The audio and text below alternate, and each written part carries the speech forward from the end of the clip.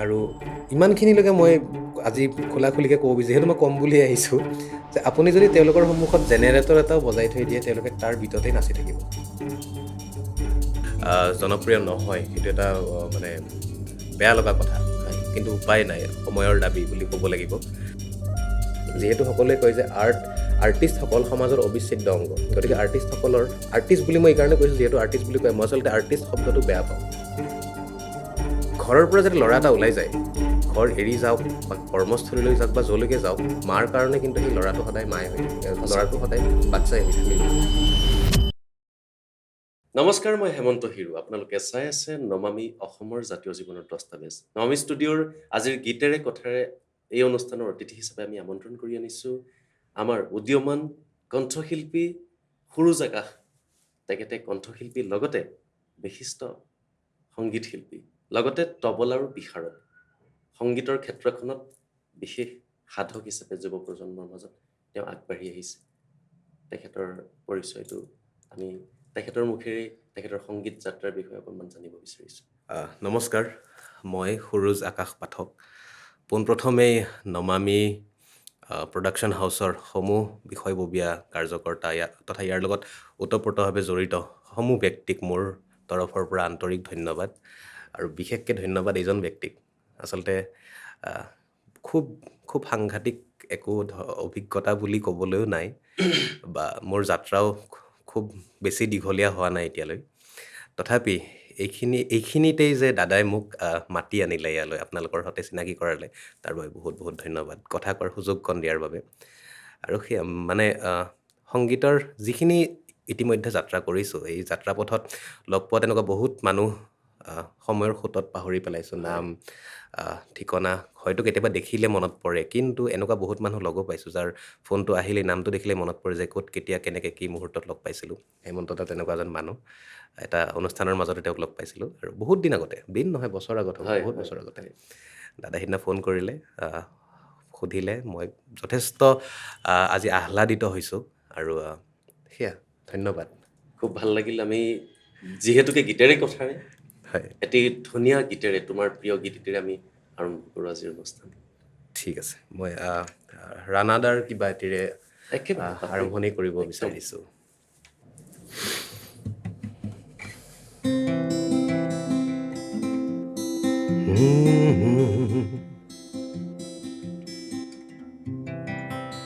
একদম ইম্প্ৰভাইজ ৱেত গান, ভুল ভ্ৰান্তি হ'লে ক্ষমা কৰিব, আগতীয়াকৈ কৈছোঁ। মই চাব খোজো হেঙুলি বেলিয়ে, এন্ধাৰ কেনেকে নাহে, ফুলাৰ মন্ত্ৰ কেনেকে সিঁচে, কুসুমৰ কাষে কাষে, উদং বতাহৰ বুকু কেনেকে মিঠা সুবাসেৰে ভৰে, সাৰ পাম অতি নিশাতে নিয়ম যেতিয়া সৰে, বাটৰ শুকান ধূলি সেমেকা যিটো প্ৰহৰে কৰে। ধন্যবাদ। মোৰ প্ৰিয় গীত, বহুত বহুত ধন্যবাদ। মোৰ অন্যতম প্ৰিয় গীত। আচলতে ৰাণাদা বুলি ক'লে ৰাণাদা মানুহজনেই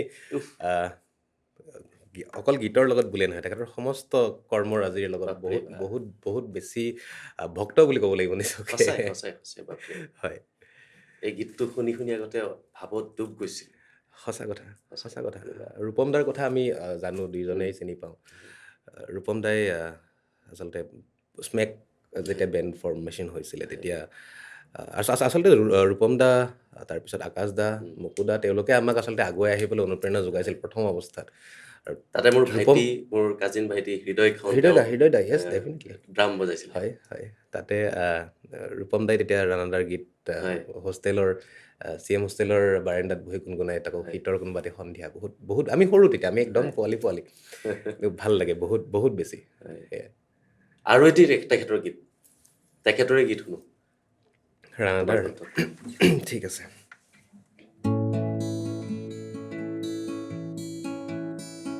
আচলতে হয়তো নতুন চামৰ মাজত বা আমাৰ চামৰ মাজত বুলিয়ে মই ক'ম হয় ৰাণাদা খুব বেছি জনপ্ৰিয় নহয় সেইটো এটা মানে বেয়া লগা কথা হয় কিন্তু উপায় নাই সময়ৰ দাবী বুলি ক'ব লাগিব কিন্তু তথাপি জুবিনদাৰ প্ৰচেষ্টাত হয়তো ৰাণাদাই কিছু পৰিমাণে হ'লেও আমাৰ নতুনখিনিৰ মাজত এটা চিনাকি লাভ কৰিবলৈ সক্ষম হৈছে পুৰণিখিনিৰ কথা মই নকওঁ তেওঁলোকে গোটেইখিনি বহুত ভালকৈ জ্ঞাত হয় মোৰ মিনতিৰ কথাই কওঁ মই গতিকে মই এতিয়া মোৰ মিনতি নাগাওঁ মই বেলেগ এটা গাওঁ মোৰ ভাল লগা ৰাণাদাৰ আন এটি খুব ধুনীয়া আচলতে প্ৰেমৰ ভাষা প্ৰেম শব্দটো ইমান এটা ধুনীয়া শব্দ আৰু সেই ধুনীয়া শব্দটোক কিমান ধুনীয়াকৈ জাষ্টিফাই কৰিছে এই গীতটোৰ ভাষাৰে আৰু সুৰেৰে ঠিক ঠিক সকলোৱে জানে হয়তো গীতটি এতিয়া অন্তত হয় হয়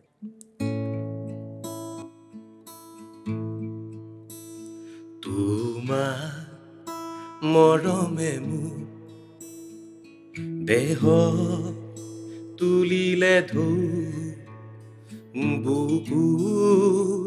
দিলে যে মোক কি যে মিঠা মিঠা কেনেকৈ কি যে হৈ গ'ল কলিতি কুসুমে হ'ল সুৰভি উপচি গ'ল কি যে ভাল লগা তোমাৰ মৰমে মোৰ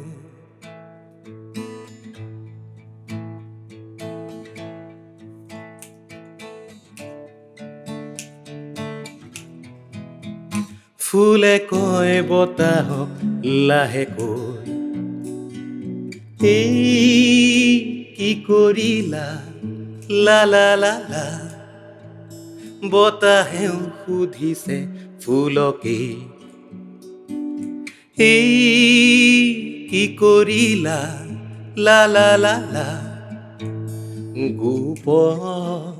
ফাগুনে যে লুকাই হাঁহিছে খুব খুলি গোপনতা তোমাৰ মৰমে মোৰ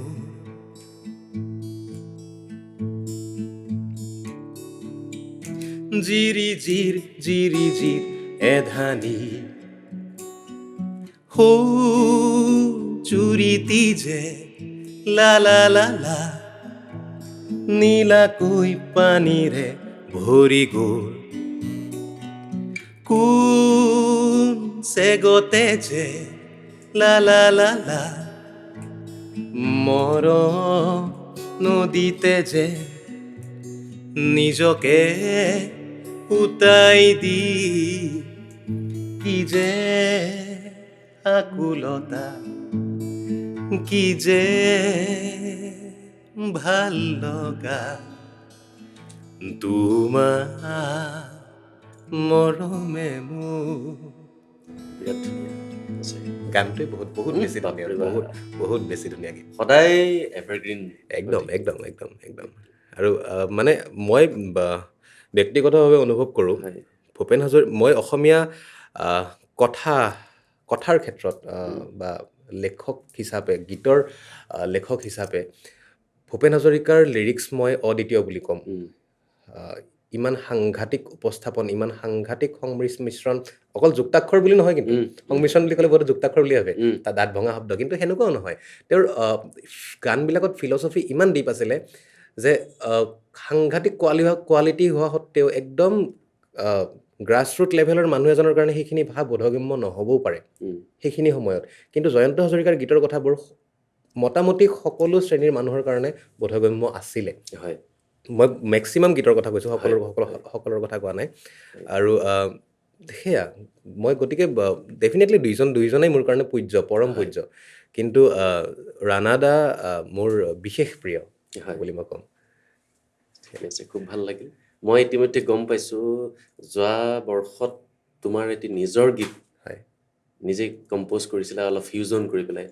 তুমি কৰিছিলা সেই হয়। গীতটি কেনেধৰণে তুমি প্ৰস্তুত কৰিছিলা আৰু গীতটি অকণমান শুনাই দিবৰ কাৰণে অনুৰোধ কৰিছোঁ পোনপ্ৰথমে বহুত বহুত ধন্যবাদ এই প্ৰশ্নটো সোধা বাবে হয় আচলতে তাৰ আগতে মই দুটামান কথা অলপমান সময় লৈছোঁ একদম নিশ্চয় নিশ্চয় মই মানুহটো অলপ আগতে মই আপোনাক কথা পাতি আছিলোঁ বাহিৰত যে হয় মই মানুহটো আইডিয়েলিষ্টিকো নহয় অপটিমিষ্টিকো নহয় মই ভাবোঁ Correct. যে মই আইডিয়েলিষ্টিকেলি অপটিমিষ্টিক অ'কে গতিকে প্ৰেম এটা বহুত ধুনীয়া শব্দ অলপ আগতে যেনেকৈ গালোঁ উম, উম, তোমাৰ মৰমে মোক হওক বা মোৰ মিনতি বুলিয়েই কওঁ মই উম, ইমান ধুনীয়া ফিলচফিকেল পেটাৰ্ণ ইমান ধুনীয়া আৰ্টিষ্টিক ৰিপ্ৰেজেণ্টেশ্যন যদি আমি এটা গানক বা এটা মিউজিকেল পিছক আৰ্ট ফ্ৰেটাৰ্নিটিৰ গ্ৰেটাৰ আৰ্ট ফ্ৰেটাৰ্নিটিৰ অংশ বুলি ভাবিব লগা হয় তেতিয়াহ'লে সেই আৰ্ট ফ্ৰেটাৰ্নিটিৰ লগত জড়িত হোৱাকৈ সেই পিচটোত আৰ্টিষ্টিক ৰিপ্ৰেজেণ্টেশ্যন থকাটো বহুত জৰুৰী জৰুৰী কথা সুৰ তাৰপিছত বাদ্যযন্ত্ৰ বা সেইসমূহৰ উপস্থাপন সকলোখিনিৰ মাজত এটা ইণ্টাৰ ৰিলেশ্যন থকাটো বহুত বেছি জৰুৰী নিশ্চয় নিশ্চয় নহ'লে সেয়া খিচিৰিৰ লগত মাংসৰ নিচিনা হয় ঠিক গতিকে খিচিৰিৰ লগত বেঙেনা ভাজি চাজে মাংস নাচাজে উম, গতিকে কথাটো মই হৈছোঁ এতিয়া ধৰক প্ৰেমৰ কথা যদি মই ক'ব যাওঁ আজিৰ দিনত আহ, বহুত মোক এজন মানুহে সুধিছিলে যে তোমাৰ বাবে এটা গান কি উম, মই কোনোবা এটা বহুত বছৰ আগতে সুধিছিলে দেই হয় 4-5 বছৰমান আগতে সুধিছিলে মই মানুহজন একজেক্টলি পাহৰিছোঁ কোন আছিল কিন্তু মই নভবাকৈ তেওঁক এটা মই উত্তৰ দিছিলোঁ মই কোনো প্ৰিপেৰেশ্যন কৰা নাছিলোঁ কিন্তু উত্তৰটো মোৰ নিজৰে ভাল লাগিছিল যে a song is a story represented with the help of melody um, so' there has to be a story এতিয়া কথাটো হ'ল এটা গান কেৱল নিজৰ অৱসৰ বিনোদনৰ সময়খিনিৰ সহায়ক হোৱাকৈয়ে থাকি যোৱাটো জৰুৰী নে ই সঁচাকৈ কিবা এটা বাৰ্তা বহন কৰাটো উচিত যিহেতু সকলোৱে কয় যে আৰ্টিষ্টসকল সমাজৰ অবিচ্ছেদ্য অংগ গতিকে আৰ্টিষ্টসকলৰ আৰ্টিষ্ট বুলি মই এইকাৰণে কৈছোঁ যিহেতু আৰ্টিষ্ট বুলি কয় মই আচলতে আৰ্টিষ্ট শব্দটো বেয়া পাওঁ we are performers may be we are singers may be we are guitarist কিন্তু আমি আৰ্টিষ্ট হয় নে নহয় সেয়া হয়তো জীৱনজোৰা সাধনাৰ অন্তত আমাক ৰাইজে ক'ব পাৰে বা নক'বও পাৰে উম, এইটো জৰুৰী নহয় কিন্তু আমাক পটককৈ আৰ্টিষ্ট পে'মেণ্ট আৰ্টিষ্ট অমুক আৰ্টিষ্ট তমুক um, so' actually we are not artist we are performers মই ভাবোঁ নিজাকে আৰ্টিষ্ট এটা বহুত হয়, ডাঙৰ টাৰ্ম হয়। এতিয়া কথাটো হ'ল তেতিয়া মই ক'লোঁ যে there has to be a story represented with the help of melody there has to be a story that's the first criteria মই আছিলোঁ তুমি আছিলা আমাৰ সপোন ভাঙিল আমি অকলশৰীয়া হ'লোঁ what is the story behind that there lots of stories about it lots of মানে ভিডিঅ'টো নাচালে মই গোটেইবিলাক গান একে বুলি ক'ম উম, ভিডিঅ'টো নোচোৱালৈকে মই গোটেইখিনি গান একে বুলিয়ে ক'ম উম, মানে প্ৰেমৰ বাহিৰে লিখিব পৰা ধৰণৰ আৰু একো সমাজত ইছ্যুৱে নোহোৱা হৈ গ'ল নেকি উম, মই ভাবোঁ এইটো কথা ঠিক আছে প্ৰেমৰ বাবেও যদি লিখিছা প্ৰেমৰ সম্বন্ধত লিখিছা অন্ততঃ এটা আৰ্টিষ্টিক এপ্ৰ'চ ৰাখা উম, সেইটো মোৰ অনুৰোধ ঠিক প্ৰেম ইমান সস্তীয়া এটা উপাদান নহয় যে উম, তাক আমাৰ মন গ'ল এই যে কলেজত নতুনকৈ প্ৰেম হৈছে ব্ৰেকআপ হৈছে বাৰাণ্ডাত বহি বৰষুণ দেখি চেণ্টি ফালি কবিতা লিখিছোঁ উম, তেনেকুৱা ধৰণৰ হৈ গৈছে বস্তুবিলাক উম, মোৰ কাৰণে বহুত বহুত দুখ লগা আচলতে এই গোটেই ঠিক, ঠিক। ব্যৱস্থাটো আৰু মই ভাবোঁ যে যিকোনো লিৰিক্সৰ ক্ষেত্ৰতে লিৰিক্স হওক ছন্দ মিলিব পাৰে কিন্তু ছন্দ মিলিবই লাগিবতো জৰুৰী নহয় কেতিয়াও ঠিক ঠিক আৰু ছন্দ মিলিল মানেই যে সি এটা বিৰাট ধুনীয়া কোৱালিটি পিচ মই কেতিয়াও নকওঁ উম, কাৰণ সকলোৱে শুনিছে বাবে মই কওঁ ৱাশ্বিং পাউডাৰ নিৰ্মা গানটোতো ছন্দ মিলিছে উম, বা ডিস্কো ভণ্টি গানটোতো মিলিছে কিন্তু মই সঁচাকৈ ক'ম নে যে তোমাৰ মৰমে মোক আৰু ৱাশ্বিং পাউডাৰ নিৰ্মাৰ কোৱালিটি একেই বুলি উম, কিহৰ কাৰণে নকওঁ ডেফিনেটলি কিবা এটা ডিফাৰেঞ্চ আছে তো মোৰ এপ্ৰ'চবিলাক তেনেকুৱা আমি আচলতে আজিৰ পৰা বহুত বছৰ আগতে তেতিয়া আমি একদম বেণ্ড ষ্টাৰ্ট কৰিছোঁ গোটেইকেইটা পোৱালি একদমেই পোৱালি আমাৰ বেণ্ডত মই পোনপ্ৰথমে সিহঁতক মই ধন্যবাদ যাচিছোঁ এই মঞ্চৰ পৰাই সৌম্যা বেণ্ডৰ বেকবোন ক'ব গ'লে আমাৰ বেণ্ডটো এলডৰাডো হয় সৌম্যা আৰু ৰাজ সিহঁত দুটা লিড গিটাৰিষ্ট কমল বেচিষ্ট আৰু পাৰ্চা বৰ্তমান ড্ৰামাৰ আমাৰ মাদাৰলিপ জেম্পেক্টৰ সি স্বত্বাধিকাৰী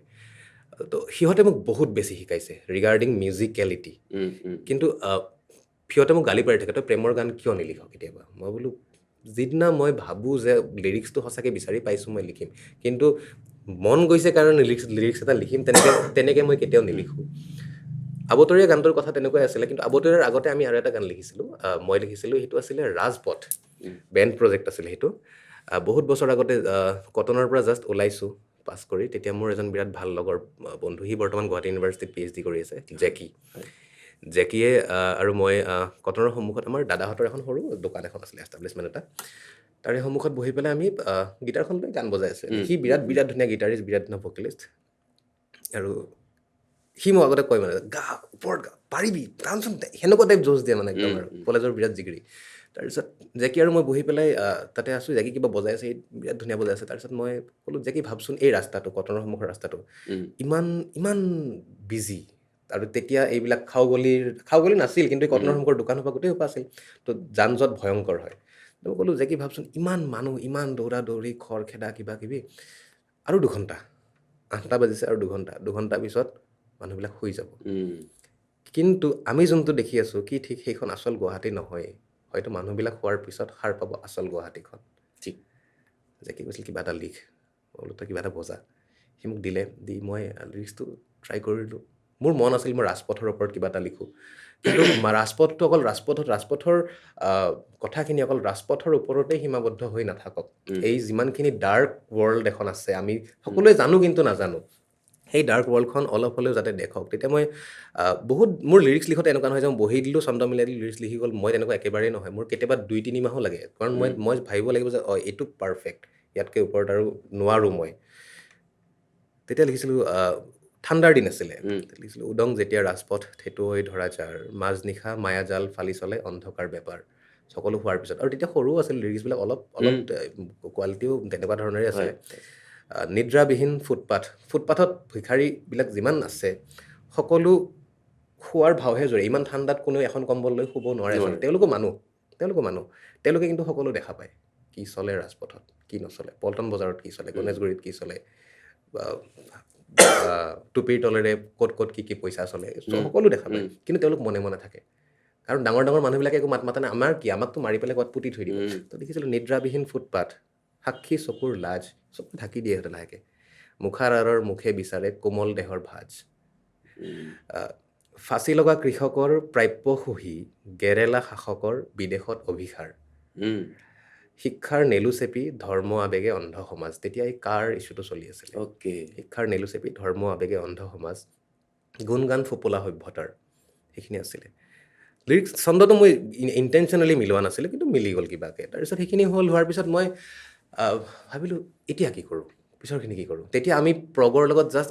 অলপ চিনাকি হৈছোঁ, আৰু এই মই চৌম্যা বুলি যে ক'লোঁ, সি এইবিলাক বহুত ৰিচাৰ্চ কৰে। সি তেতিয়া তাৰ চ'ল' পেটাৰ্ণটো কৰিছিলে। তাৰপিছত কি লিখা যায়, আৰু তাৰপিছত মই ভাবিলোঁ ঠিক আছে, ৰাজপথৰ কথাটো বাৰু লিখিলোঁ, আৰু কি হ'ব পাৰে। তেতিয়া মই ভাবিলোঁ ঘৰৰ পৰা যাতে ল'ৰা এটা ওলাই যায়, ঘৰ এৰি যাওক বা কৰ্মস্থলীলৈ যাওক বা য'লৈকে যাওক, মাৰ কাৰণে কিন্তু সেই ল'ৰাটো সদায় মায়ে হৈ থাকে, ল'ৰাটো সদায় বাচ্ছাই হৈ থাকে। হয়তো সি ম্যানমাৰৰ জংঘলতো যাব পাৰে, হয়তো সি আৰ্মিতো যাব পাৰে, ঘূৰি আহিব নে নাহে সন্ধিয়া, কিন্তু মায়ে সদায় উচুপে পদূলি মুখত ৰৈ। তেতিয়া লিখিছিলোঁ যে পদূলি মূৰতে সৰে, কাৰেনো মমতাৰ জীয়া চকুলো, পোনাতি কেনিবা হেৰাল। যিহেতু ৰাজপথৰ ওপৰতেই মই কথাখিনি সীমাবদ্ধ কৰি ৰাখিব বিচৰা নাছিলোঁ, এতিয়া ল'ৰাজন ক'ত বা ওলাই গৈছে, মই গানটোত কোৱা নাই ল'ৰাজন আৰ্মিত গৈছে নে কিবা বেলেগ সংগঠনলৈ গৈছে। মই ক'ব বিচাৰিছোঁ যে ল'ৰাটো নোহোৱা হৈছে ঘৰৰ পৰা, তাৰ বাবে আয়ে কান্দিছে। পদূলিৰ মূৰতে সৰে, কাৰেনো মমতাৰ জীয়া চকুলো, পোনাতি কেনিবা হেৰাল। হাবিত পৰি ৰয় ঘৰৰ লখিমী, নিশব্দতাত উচুপনিৰ কোঢ়াল। যাক আমি ঘৰত ভগৱান বুলি পূজা কৰিছোঁ, দেৱী বুলি পূজা কৰিছোঁ, তেওঁকে হাবিত আমি ধৰ্ষণ কৰিছোঁ, আমি কৰিছোঁ, সমাজখনে কৰিছে। তাত বহুত কথা লুকাই আছে আচলতে। মানে অকল এনেকুৱা নহয় যে ছোৱালী এজনী হাবিত ৰেপ হৈছে, তেনেকুৱা নহয়। মই এইখিনিৰ মাজেদি বুজাব বিচাৰিছিলোঁ সমগ্ৰ পেট্ৰিয়াৰ্কেল ছিষ্টেমটোৰ কথা, পুৰুষতান্ত্ৰিক সমাজখনৰ যি শোষণ, মই সেইটো বিচাৰিব খুজিছিলোঁ। গানটোত এটা বিৰাট ডাঙৰ কণ্ট্ৰভাৰ্চিয়েল লাইন আছিলে। প্ৰথম অৱস্থাত গানটো আমি ইয়াৰ পিছৰ যোনখিনি ক্ল'জাৰখিনি ৰিলিজ দিয়াৰ সময়ত আমি ভাবিছিলোঁ কি কৰা যায়, একো ঠিক নাই, জেলো হৈ যাব পাৰে। ভাবিলোঁ কথাখিনিতো মিছা নহয়, সঁচা কথা কোৱাৰ কাৰণে কিহৰ ভয়। ঠিক। গতিকে মোৰ উদ্দেশ্য কোনো ধৰণৰ ধৰ্মীয় অনুভূতিত আঘাত হনা নাছিল। মোৰ উদ্দেশ্য আছিল এই সমাজখনৰ নগ্নতাক উপস্থাপন কৰা, যি সমাজখনে কাপোৰত মানুহৰ আবুৰতাত মানুহৰ চৰিত্ৰ নিৰূপণ কৰে, কিন্তু ৰাতি 12টা বজাত ঘৰলৈ ল'ৰাজনৰ লগত ঘূৰি অহা ছোৱালীজনীক এই কাৰণে গালি নাপাৰে কাৰণ they are concern about their safety. এই কাৰণে গালি পাৰে কাৰণ ছোৱালীজনী সেইজন ল'ৰাৰ লগত কিয় আছে, মোৰ লগত কিয় নাই। একচুৱেল ৰিজন পেট্ৰিয়াৰ্কিৰ। যি নহওক, লাষ্ট লাইনটো এনেকুৱা আছিলে যে সীতাৰ সতীত্বৰ বিচাৰ লোৱা ভণ্ড ভগৱান, ডিস্কোত ৰামৰ দেহ বিহাৰ। মই সীতা বুলি ইয়াত ৰামায়ণৰ সীতাক মই উপস্থাপন কৰা নাছিলোঁ। ইয়াত মই সেই প্ৰত্যেকগৰাকী নাৰীক উপস্থাপন কৰিছোঁ যি পুৰুষতন্ত্ৰৰ বলি হৈছে। সেই পুৰুষতন্ত্ৰৰ সেই পুৰুষসকল যিসকলে দিনত নিজৰ পত্নীৰ সতীত্ব হ'বলগীয়া বা হৈ যোৱা পত্নীৰ সতীত্ব বিচাৰ কৰি তেওঁৰ চৰিত্ৰৰ ওপৰত আঙুলি টোৱাইছে, কিন্তু নিজে ৰাতি গৈ বাৰত বেলেগ ছোৱালী লৈ ঘূৰি ফুৰিছে। যিহেতু আগতে কৈছোঁ মুখাৰ আঁৰৰ মুখে বিচাৰে কোমল দেহৰ ভাজ। গতিকে গানটো এনেকুৱা আছিলে। কিন্তু যেতিয়া আমি আচলতে গানটো ইণ্টাৰেষ্টিং ষ্টৰী, আমি যেতিয়া গানটো লিখি ষ্টুডিঅ'ত সোমাওঁ, তেতিয়া আমাৰ ষ্টুডিঅ' নলেজ একদম জিৰ'। বহুত বছৰ আগৰ কথা, আমি কেইটা একদম পোৱালি গোটেইকেইটা। তাৰপিছত ষ্টুডিঅ'টোৰ নাম বৰ্তমান নলওঁ মই তাতে, কাৰণ যিগৰাকী মানুহৰ ষ্টুডিঅ'তে আমাৰ লগত এতিয়াও বহুত আমাৰ ছিনিয়ৰ মিউজিচিয়ান আছে, মানুহক বহুত ৰেচপেক্ট কৰে আৰু আমাক বহুতখিনি হেল্পো কৰিছে তেখেতে। কিন্তু আমাৰ যিহেতু উলট পালট হ'ল ৰেকৰ্ডিঙৰ সময়ত, কিবাৰ সময়ত পষ্ট প্ৰডাকশ্যন ডেফিনেটলি বেয়া হ'ব। প্ৰডাকশ্যন যদি বেয়া হৈছে, পষ্ট প্ৰডাকশ্যন বেয়া হ'বই। গতিকে আমি গানটো, মই নামটো আজি ল'ম, মই আজি ক'ম বুলি আহিছোঁ। আমি তেতিয়া গানটো দিছিলোঁ প্ৰণয় দাৰ হাতত, প্ৰণয় দত্ত। একচুৱেলি আমি গানটো দিছিলোঁ বৰদলৈ ছাৰক তেতিয়া, কিন্তু বৰদলৈ ছাৰে দেখিলে যে নাই এইটো গড়বড়ি থকা প্ৰজেক্ট। আমি নাজানো তেতিয়া, আমি একো আমাৰ কাৰণে বিৰাট ভাল লাগিছে প্ৰজেক্টটো। আমি তেতিয়া প্ৰথম ষ্টুডিঅ'ত সোমাইছোঁ, ভাল লাগিছে। তাৰপিছত প্ৰণয় দাক ক'লে, বৰদলৈ ছাৰে পাছ কৰি দিলে প্ৰণয় দালৈকে। তাৰপিছত তেখেতে আমাক ক'ব লাগিছিল সেইখিনি অৱস্থাত, কাৰণ অগ্ৰজয় অনুজসকলক বুজাই দিয়াটো প্ৰয়োজন যে তোমালোকৰ এইখিনি জেগাত ভুল হৈছে বা তোমালোকৰ সম্পূৰ্ণ টেকটোৱে ভুল হৈছে, ভালকৈ টেক লোৱা, লগা হ'লে মই গাইড কৰিম। এইখিনি এটলিষ্ট এজন ছিনিয়ৰ মিউজিচিয়ান, যিকোনো এজন ছিনিয়ৰ মানুহৰ দায়িত্ব। তেওঁ সেইটো নকৰিলে। 5-6 হাজাৰ কিবা এটা টকাৰ বন্দবস্ত হৈছিল আমাৰ মাজত তেতিয়াতে, কাৰণ আমি একদম নতুন, নাজানো। তেতিয়া তেখেতে সেই কণ্ট্ৰল অল ডিলিট মাৰা কাৰবাৰটো যে চলে, তেনেকুৱা টাইপৰ কিবা এটা কৰি পেলাই গোটেইবিলাক লাষ্টত গানটো মানে এনেকুৱা লাগিল, গানটো যদি ইমান মোটা হৈ ওলাইছিল, এইটো হৈ থাকিল লাষ্টত। তাৰপিছত এই ট্ৰেকটো আমাক পঠিয়ালে, আমাৰ লগৰ জেকি আৰু মই যে কম্প'জ যোনে কৰিছিলে একেলগে, সি ক'লে তেওঁ আমাক এইটো ট্ৰেক পঠাব সাহস কেনেকৈ কৰিলে। ফিউৰিয়াছ হৈ গ'লোঁ আমি তেতিয়া, কাৰণ ঠিক আছে। তাৰপিছত কিবা এটা হ'ল, খেলি মেলি হ'ল, নাইকিয়া হ'ল। তাৰপিছত in the mean time lockdown পৰিলে। লকডাউনত চব বন্ধ হৈ গ'ল, আৰু প্ৰথম লকডাউন বিৰাট ষ্ট্ৰিক্ট হৈছিলে একদম। আমি তেতিয়া আমাৰ লগৰ এজনে নতুনকৈ বৰদলৈ ছাৰৰ তাতে প্ৰডাকশ্যন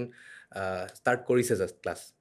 তাৰ লেপটপত আমি কৰা ষ্টাৰ্ট কৰিলোঁ। আমি তেতিয়া ইমানেই পোৱালি, আমাৰ লগত ষ্টুডিঅ' মনিটৰটো বাদেই, ভাল স্পীকাৰ এটা নাই, আমি ব্লুটুথ স্পীকাৰত তেতিয়া মিক্স কৰোঁ। যি ন বিৰাট, কিন্তু এতিয়া ভাবিব গ'লে সেইবিলাক আমাৰ কাৰণে বিৰাট ধুনীয়া নষ্টালজিয়া আৰু। তাৰপিছত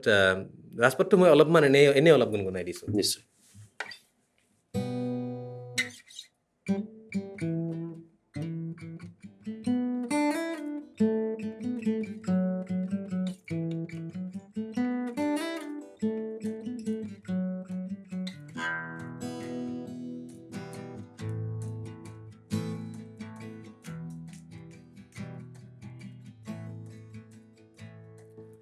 উদং যেতিয়া ৰাজপথ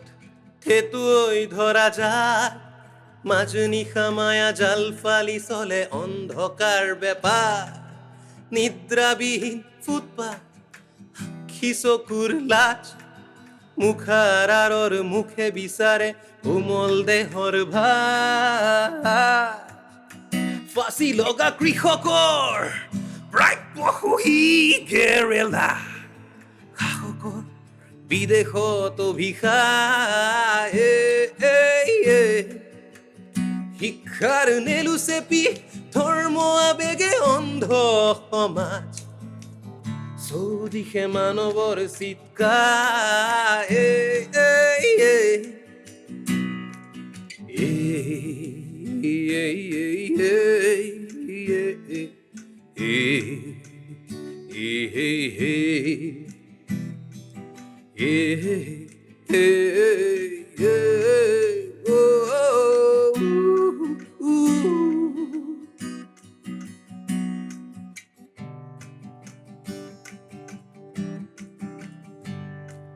উদুলি মূৰতে সৰে কাৰেনো মমতাৰ জীয়া, চকুলো পোনাতি কিনিবা হেৰা হাবিত পৰি ৰয় ঘৰৰে লখিমী নিশব্দতাত কুচুপনিৰ কুঢ়া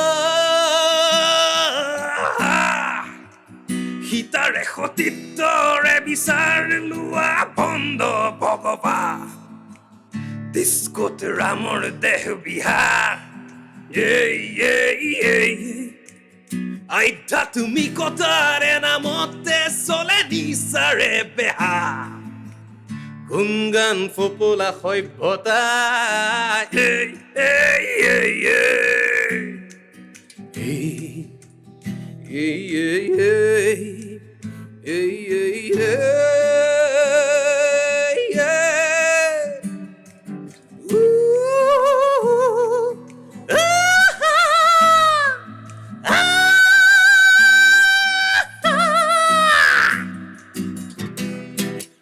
এইটো আছিলে গানটো থেংক ইউ ছ' মাছ এতিয়া কথাটো হ'ল সেইখিনি সময়ত আমাৰ চব বস্তু খুব খেলি মেলি হৈছিলে আমি ৰেকৰ্ডিং খেলি মেলি হৈছে পষ্ট প্ৰডাকশ্যনটো নহ'লেই তাৰপিছত আমি নিজাকৈ যোনটো কৰিলোঁ তাতো কাহিনী এটা আছে তাতে আমি যেতিয়া গানটো ৰিলিজ দিম আৰু 6 দিন আছে আমাৰ লেপটপত ৰেনচম এটেক হ'ল গোটেই লেপটপটো আমাৰ এনক্ৰিপ্টেড হৈ থাকিলে চ' যিমান ফাইল আছিল যি আছিল তাৰপিছত আমাক পইচা ডিমাণ্ড কৰিলে চাম $12,000 কিবা তেনেকুৱা আৰু তাতে তাৰ ধেৰ ডকুমেণ্ট আছিলে ষ্টিল সি তাৰ এটা লাষ্ট ট্ৰেক এটা সি ডেমো এক্সপৰ্ট এটা মাৰিছিলে ছিংগল ট্ৰেক এক্সপৰ্ট কিন্তু গতিকে সি ক'লে যে মোক এটলিষ্ট চেম্পল হিচাপে এইটো দেখা যে তহঁতে কৰিব পাৰ সঁচাকৈ সিহঁতে এইটো ডিক্ৰিপ্ট কৰি দিলে বাকীখিনি লেপটপ ফৰ্মেট মাৰি দিলে আমি সেই ট্ৰেকটো যিমানখিনি হৈছে আমাৰ দ্বাৰা তেতিয়া কিবা কিবিকে কুটকাট মিলাই ট্ৰেকটো ৰিলিজ দিলোঁ তেতিয়া মানে কান্দি দিছিলোঁ মানে ভয় খাই গৈছিলোঁ কি হ'ব এতিয়া আমাৰ ইমান দিনৰ কষ্ট ইমান খেলি মেলি ইমান অমুক তমুক ট্ৰেকটো তেনেকৈ ৰিলিজ হৈছিলে মানুহে ভাল পাইছিলে ট্ৰেকটো যথেষ্টখিনি ভাল পাইছিলে এতিয়াও ৰাজপথৰ কথা এলডৰাডো বুলি ক'লে ৰাজপথৰ কথা বহুতে কয় কিন্তু আমি গম পাওঁ যে ট্ৰেকটো বহুত খেলি মেলি আছিলে এইবাৰ সেইকাৰণে প্ৰপাৰ ৱেত কাৰণ ৰাজপথে জাষ্টিফিকেশ্যন এতিয়ালৈকে পোৱা নাই ৰাজপথক আমি জাষ্টিফাই কৰিম ভালকৈ এইবাৰ আমি চলি থকা গানকেইটাৰ মাজত প্ৰথম আছিলে আমাৰ ৰাজপথ কিন্তু আজিও ষ্টেজত যেতিয়া যাওঁ বহুতে কয় ৰাজপথ এবাৰ পাৰফৰ্ম কৰিব লাগে এটলিষ্ট এবাৰলৈ হ'লেও থাকিবই গোটেই সন্ধিয়াটোত হওক বা যি হওক তেতিয়া মই ভাবোঁ ৰাজপথ বুলি ক'লে এতিয়াও বুকুৰ কোনোবা একোণত কঁপনি উঠে কাৰণ ৰাজপথ আমাৰ কাৰণে প্ৰডাকশ্যন হিচাপত বহুত ল' কি প্ৰডাকশ্যন আছিলে কিন্তু আমাৰ কাৰণে ৰাজপথ এলমা মেটাৰ তাৰপিছত সেনেকৈ আৰম্ভ হ'ল হৈ পেলাই তেতিয়াই ভাবিলোঁ যে নাই এইটো ভাল কৰিব লাগিব এতিয়া নহয় সময় আছে ভাল কৰিব লাগিব তাৰপিছত এতিয়া আমাৰ কথা চলিছে বেণ্ডত যে আমি এতিয়াও যোনটো কাম চলি আছে বৰ্তমান আবতৰীয়াটো তাৰপিছত আবতৰীয়া হ'ল আবতৰীয়া মোক আমাৰ বেণ্ডৰ গীটাৰিষ্ট লিড গীটাৰিষ্ট ইঞ্চু সৌম্য তাৰ নাম তাকো ইঞ্চু বুলি মাতোঁ যে মোক কৈ থাকে যে তই প্ৰেমৰ ওপৰত কিবা এটা লিখ মই তেতিয়া ক'লোৱেই যে মই মানুহটো প্ৰেমৰ ওপৰত লিখিম কিন্তু প্ৰেমক মই পণ্য হিচাপে জ্ঞান কৰি নিলিখোঁ প্ৰেম যি এক স্বৰ্গীয় অনুভূতি মোৰ লিৰিক্সে যদি সেই স্বৰ্গীয় অনুভূতিক জাষ্টিফাই কৰিব পাৰে তেতিয়াহে মই লিখিম আৰু লিখোঁ বুলি লিৰিক্স মই কেতিয়াও লিখি নিদিওঁ লিখোঁ বুলি লিখা লিৰিক্স বহুত আছে দেখিছোঁ মই নাম নকওঁ কিন্তু মই সেয়ে ক'লোঁ ভিডিঅ'টো নাচালে মই গোটেইকেইটা গান একে বুলিয়েই ক'ম গতিকে যি নহওক তাৰপিছত আবতৰীয়াৰ কথা ওলাল আবতৰীয়া মানে ইঞ্চুৱে মোক ক'লে প্ৰেমৰ কিবা এটা লিখ তাৰপিছত সি কৈ থাকোঁতে ভাবিলোঁ এদিন মই মনত এনেকুৱা টাৰ্ম এটা চলি আছিলে আবতৰীয়া প্ৰেম তেনেকুৱা কিবা এটা চলি আছিলে মই বোলো আবতৰীয়া শব্দটোৰ লগত কিবা এটা কৰা যায় প্ৰেম হওক নহওক তাৰপিছত এদিন মোটামুটি অক্টোবৰ লাষ্ট নৱেম্বৰ ফাৰ্ষ্ট তেনেকুৱা সময় ঠাণ্ডা পৰিছে কিন্তু এইবাৰ ভাল ঠাণ্ডা পৰিছে মই গানটো লিখিছিলোঁ 2021 ভাল ঠাণ্ডা আছিলে তাৰপিছত ৰুমতে আছোঁ মই আৰু মোৰ ৰুমৰ একেবাৰে ওচৰত ব্ৰহ্মপুত্ৰ বতাহটো কণ্টিনিউৱাছলি পাই থাকোঁ তাৰপিছত সেইখিনি সময়ত আমাৰ প্ৰকৃতিৰ কোনো মানে স্পণ্টেনিয়াছ নিয়ম বুলি মই ক'ব লাগিব যে এজাক বৰষুণ আহে খুব ডাঙৰ বৰষুণ নহয় কিন্তু এজাক বৰষুণ আহে যোনজাক বৰষুণে ঠাণ্ডা পেলাই দিয়ে 5 মিনিট 10 মিনিট ৰয় তাতকৈ বেছি নহয় বৰষুণ যায় সেইখিনি সময়ত এনেকুৱা নহয় বৰষুণ আহি একদম ঢাকি মানে জোৰ জবৰদস্তি মানে আল্টিমেটলি বৰষুণো দি আছে জোনটো ওলাই আছে তেনেকুৱা পৰিৱেশ তেতিয়া লিখিছিলোঁ যে মই হঠাৎ ওলাল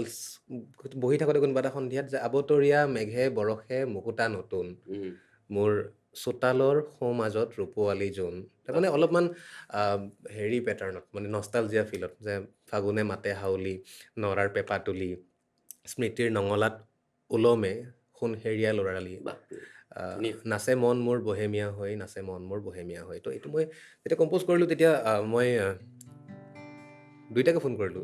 জেকিকো ফোন কৰিলোঁ প্ৰথমতে তাৰপিছত ফোন কৰিলোঁ মই ইনচুক পেটাৰ্ণটো ডিচাইড কৰা হ'ল 7/8 মই শুনালোঁ যে ভাল লাগিছে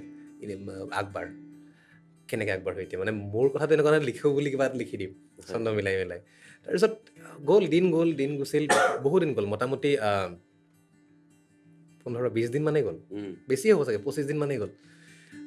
ঠাণ্ডা পৰিছে ভাল ঠাণ্ডা পৰিছে এদিন নিশাচৰ প্ৰাণী যিহেতু আগৰ পৰাই অভ্যাস এনেকৈ বেলকনিত ৰখি পেলাই মই তেতিয়া চিগাৰেট খাই আছোঁ তাৰপিছত মই বহুত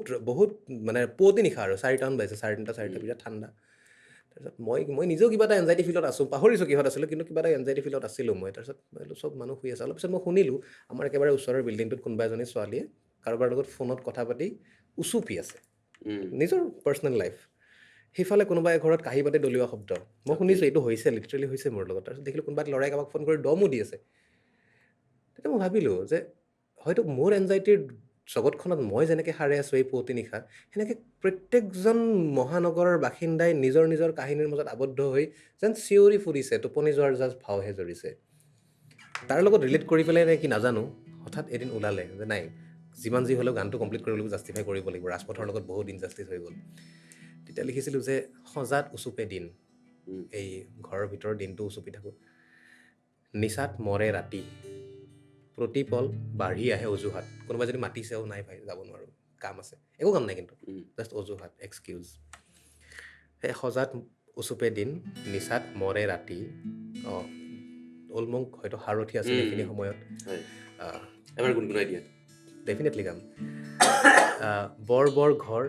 ঠেক ঠেক মন অৱসাদত জুৰুলা প্ৰতি প্ৰভাত সতেজ হ'ব লাগে কিন্তু আমাৰ অৱসাদ থাকে কিহৰ অকল হেংঅভাৰ বুলিও নহয় কিবা এটা আছে আৰু সেইটো মানে বৰ্ণনা কৰিব নোৱাৰি ভাষাৰে তেতিয়া মই ক্ল'জাৰটো পালোঁ ফাইনেলি যে বিষণ্ণ বিমৰ্ষ বিনিদ্ৰ এই চহৰ মুখা মাথো মুখাৰ পয়োভৰ কিন্তু মুখাই মুখখন ঢাকা নাই মুখাই কি ঢাকিছে বুভুক্ষু এইবুকু সপোন ঢাকি ধৰা ভিতৰি নিথৰ চাৰিওপ্ৰহৰ এইটো গান আছিলে গতিকে মই অলপ এনে গুণগুণাই দিছোঁ একদম শুনিবলৈ এক্সাইটেড হৈ আছোঁ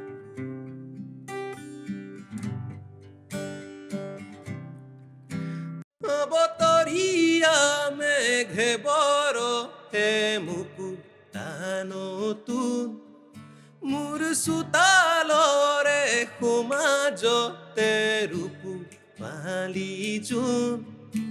অবতৰীয়া মেঘে বৰষে মুকুতা নতুন মোৰ চোতালৰে সোমাজতে ৰূপোৱালী জোন ফাগুনে মাতে হাউলি নৰাৰে পেঁপা তুলি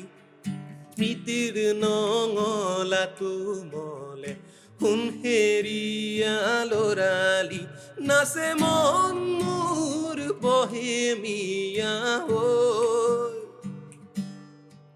নাচে মন মোৰ বহেমীয়া হৈ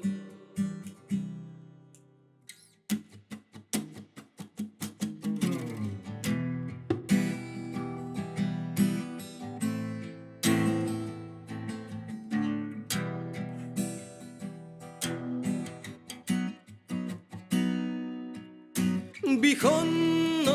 বিমৰ্ষ বিনিদ্ৰ এই চহৰ মিছাহি মিছা ৰংচ মিছা বন্য উল্লাস নিজেই নিজকে ৰজা বুলি ভবা নিকি নাগুলা সুখৰ ঠিকনা বিচাৰি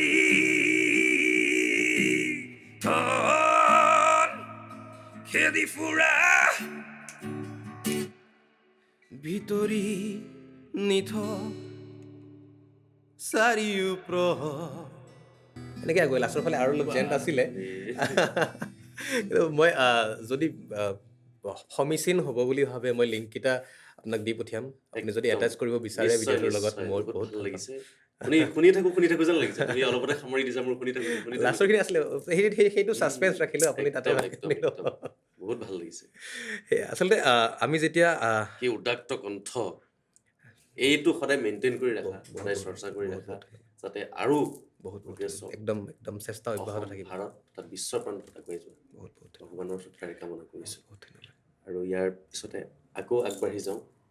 এটি হিন্দী গীত শুনো তোমাৰ কণ্ঠত মই এক্সাইটেড হৈ আছোঁ অথনিৰ পৰা কম বুলি ভাবি আছোঁ মই কোৱাৰ কাৰণে ভাল পালোঁ আকৌ এবাৰ কাৰণ মই ইয়াৰ লগতে সৰু কাহিনী এটা একদম নিশ্চয় সংযোজন কৰি দিওঁ আমি যেতিয়া বেণ্ডৰ আৰম্ভণি কৰোঁ উম, প্ৰফেশ্যনেল মিউজিক হিচাপে যেতিয়া প্ৰফেশ্যন হিচাপে যেতিয়া মিউজিকক বাছি লৈছিলোঁ উম, তেতিয়া ডেফিনেটলি আমি ক্লাবতে আৰম্ভ কৰিছিলোঁ আৰু ৰিচেণ্টলি হয়। মই ক্লাব অলমষ্ট বাদ দিলোঁ এইটো বছৰে হয়তো সেই এটা দুটা গীত যে বাকী আছে এইটো উম, বছৰে শেষ ইয়াৰ অন্তৰ্নিহিত কাৰণ কিছুমান আছে ছিৰিয়াছ কাৰণ হয় আমি যেতিয়া আৰম্ভ কৰিছিলোঁ তেতিয়া মই কথাটো ভাবি আছিলোঁ যে এটা সময়ত গুৱাহাটীত ৰক মিউজিক বুলিয়েই নহয় মিউজিক গোটেই মিউজিক চিনটো এনেকুৱা আছিলে যে মানুহ বহুত মিউজিচিয়ান বহুত কম আছিলে কিন্তু কোৱালিটি সকলোৰে তাত আছিলে আজিৰ দিনত অজস্ৰ মিউজিচিয়ান কিন্তু কোৱালিটিৰ পিছত কোনেও দৌৰা নাই চবেই দৌৰি আছে এই শ্ব'খন মই কিয় নাপালোঁ সি কিয় পালে কেমেৰাত মোৰ ফটোখন কেনেকুৱা লগা হৈছে উম, জুই কুৰা ওলাইছেনে নাই মই গানটোত চিঞৰ ৰেডিঅ'তে মই কিমান ভাল মিউজিক প্ৰডিউচ কৰিছোঁ বা মিউজিক ফ্ৰেটাৰ্নিটিৰ প্ৰতি মোৰ কি অৱদান কোনেও চোৱা নাই উম, লাকি আলিৰ গানটো কোনে কিমান ভালকৈ কাভাৰ কৰিছে মানুহে তাত গুৰুত্ব দিছে লাকি আলিৰ গান লাকি আলিতকৈ ভাল কোনেও গাব নোৱাৰে মই আজিলৈকে খুব কম সংখ্যক মানুহ পাইছোঁ যোনে মোক পাৰফৰ্মেঞ্চৰ মাজত সুধিছে যে তোমাৰ নিজৰ কিবা আছেনে মই ভাল পাওঁ সুধিলে এইকাৰণে নহয় যে মই নিজৰ গানটো প্ৰমোট কৰিছোঁ বা কিবা কিন্তু মানুহজন এটলিষ্ট আগ্ৰহী অৰিজিনেলছক লৈ পেলাই তেওঁ মোক এইটো কথা কোৱা নাই বাৰে বাৰে যে তুমি অমুকৰ গান এটা কাভাৰ কৰাচোন তোমাৰ মাতত অমুকৰ গান ভাল লাগিব হয় সেইটো মই ট'টেলি নিউচেঞ্চ বুলি কওঁ হয় কথাটো হ'ল আচলতে নিজস্ব কাৰোবাৰ এটা গীত হ'লেও এনেকৈ গোৱা বুলি কয় জুবিন দাই কৈছিলে অঁ বা ডাঙৰ ডাঙৰ আৰ্টিষ্টে কয় অঁ নিজস্ব শৈলীৰে গাব একজেক্টলি নিজৰ কণ্ঠেৰে গাব একজেক্টলি জুবিনদাৰ এইবাৰ গীত জয় বৰুৱাদাই উম, ট্ৰিবিউট যেতিয়া দিছিলে জয় বৰুৱাদাই নিজৰ শৈলীত গাইছে উম, জুবিনদা হয় জুবিনদাৰ নিচিনা কোনো হ'ব নোৱাৰে সঁচা কথা জয় আজি জয় বৰুৱাদা ইণ্ডিয়ান আইডলতো বিশাল দাদলানীজীয়ে কয় একজেক্টলি তুমি নিজৰ কণ্ঠত কোৱা বেলেগক কপি কৰি মিমিক্ৰি কৰি ভইচটো গাব নালাগে একজেক্টলি আৰু সেইটো জৰুৰী কাৰণ জুবিনদাৰ অনুৰাগী হোৱা জুবিনদাৰ ভক্ত হোৱা একদম মানে ধুনীয়া কথা বহুত ভাল কথা কিন্তু জুবিনদা হ'ব নাযাবা হয় কাৰণ জুবিনদাক জুবিনদাৰ জেগাত থাকিব দিয়ে তেওঁৰ ওচৰ পাবলৈ আমাক হয়তো 100 বছৰৰ বেছি লাগিব হয় গতিকে যি নহওক তাৰপিছত সেই তেতিয়া যেতিয়া সোধে মোক যে নিজৰ কিবা আছেনে তেতিয়া মই ভাল পাওঁ বা এনেকুৱাও মই পাইছোঁ আমি মানুহকেইটা আমি বেণ্ডৰ মানুহকেইটা এনেকুৱা ধৰণৰ যে আমি হিন্দী গীতৰ কথা যিহেতু ক'লে হয় প্ৰেমৰ তৰলীকৰণতকৈ প্ৰেমৰ যি গভীৰতা তাক উপস্থাপন কৰা লিৰিক্সত আমি বেছি আগ্ৰহী একদম তুলুঙা কৰি পেলাব নালাগে তু হে মেৰা मैं हूं तेरा चलो वहाँ पे जाते हैं ये आइसक्रीम खाते हैं that is not even a song not even a musical piece for me আৰু ইম্পৰ্টেণ্ট থিং মিউজিক বুলি ক'লে আমি চবেই চবৰ মনলৈ আহে গান মিউজিক মানে অকল গান নহয় um, musical piece is also' about music মানুহে সেইটো বুজাটো দৰকাৰী মোৰ গানটোত অডিয়েঞ্চে নাচিছে নে নাই নাচা নাই কাৰণে যি টি এবাৰ চিঞৰি দিলোঁ চবেই বুজাই নুবুজাই চিঞৰি দিলে মিউজিকৰ প্ৰতি চৰম অশ্ৰদ্ধা চৰম অপমান বুলি ভাবোঁ মই ঠিক ইণ্ডিয়ান অ'চিয়ান অগ্নি পৰিক্ৰমা ফচেলছ আমি হ'লোঁ তেনেকুৱা ধৰণৰ চিন্তাধাৰাৰ তেওঁলোকে আমাক সঁচাকৈ অনুপ্ৰাণিত কৰিছে উই ৱৰ্শ্বিপ দেম টিল ডেট যেতিয়া কয় যে তু আয়া মে গয়া দোনো টিউশ্যন গয়া আইচক্ৰীম খায়া ইয়ে হোৱা वो হোৱা সেইবিলাক চব একাষৰীয়া কৰি থৈ যেতিয়া ইণ্ডিয়ান অ'চিয়ানে কয় যে তু কিছি ৰেল সি গুজৰতি হে मैं किसी पुल सा थर थराता हूँ तू किसी रेल सी गुजरती है मैं किसी पुल सा थर थराता हूँ तू भले रत्ती भर ना सुनती हो मैं तेरा नाम बुदबुदाता हूँ किसी लंबे सफर की रातों में तुझे आलाव सा मैं जलाता हूँ तू भले रत्ती भर ना सुनती हो मैं तेरा नाम बुदबुदाता हूँ क्या बात काठ के ताले हैं आंखों पे डाले हैं उनमें इशारों की चाबियां लगा रात जो बाकी है शाम से ताकी है नियत में थोड़ी खराबियां लगा मैं हूं पानी के बुलबुले जैसे तुझे सोचूं तो फूट जाता हूं বহুত বহুত গতিকে লিৰিক্সৰ ক্ষেত্ৰত মই বহুত সাংঘাতিকভাৱে গুৰুত্ব দিওঁ মোৰ নিজৰ কম্পজিশ্যনৰ ক্ষেত্ৰতো হওক বা বেলেগৰ গান শুনাৰ ক্ষেত্ৰতো হওক সেইকাৰণে মই পটককৈ এই যোনটো মানে জনসমাদৃত যোনটো জনৰা সেই জনৰাটোৰ প্ৰেমত মই পটককৈ পৰিব নোৱাৰোঁ আৰু এটা বহুত ধুনীয়া গীত আছে আমি অগ্নি বুলি ক'লে চবেই আহাতেই জানো ডেফিনেটলি আহাতে ভয়ংকৰ এটা মাষ্টাৰ পিচ কিন্তু অগ্নিৰ মোৰ ভাল লগা চবচে ধুনীয়া গীতটো হৈছে লিৰিক্স একেবাৰে কম গীতটোৰ কিন্তু মিউজিকেলিটি বহুত বেছি ধুনীয়া তাৰ লিৰিক্স অকল ইমানখিনি আছিল